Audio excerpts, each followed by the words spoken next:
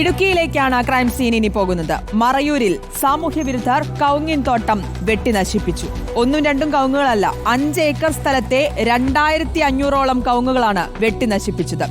Davis, Simon എന്നിവരുടെ കൃഷിയിടത്തിലെ കവുങ്ങുകളാണ് വെട്ടി നശിപ്പിച്ചത്. 2 കോടി രൂപയുടെ നഷ്ടമാണ് ഉണ്ടായത്. മറയൂർ പോലീസ് കേസെടുത്ത് അന്വേഷണം ആരംഭിച്ചു.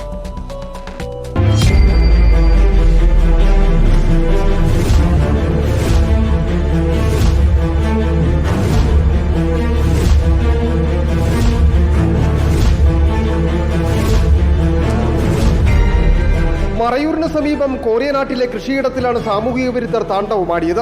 സഹോദരങ്ങളായ ഡേവിസും സൈമണും നട്ടുവളർത്തിയ 5 വർഷം പ്രായമുള്ള 5 ഏക്കറിലെ 2500 കവുങ്ങുകളാണ് സാമൂഹിക വിരുദ്ധർ ഒറ്റ രാത്രി കൊണ്ട് വെട്ടി നശിപ്പിച്ചത്.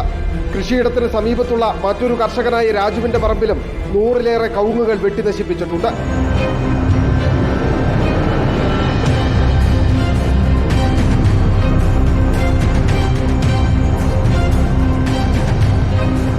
വ്യക്തിവൈരാഗ്യമാണ് കവുങ്ങുകൾ വെട്ടിനശിപ്പിക്കുവാൻ കാരണമെന്നാണ് കർഷകർ പറയുന്നത്.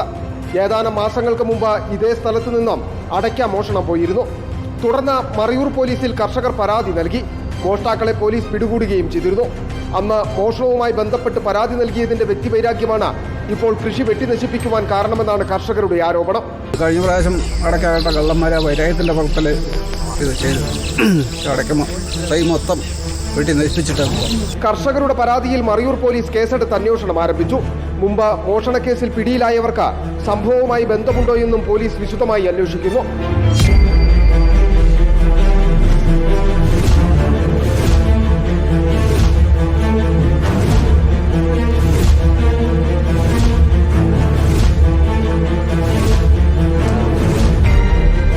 റിപ്പോർട്ടർ ഇടുക്കി.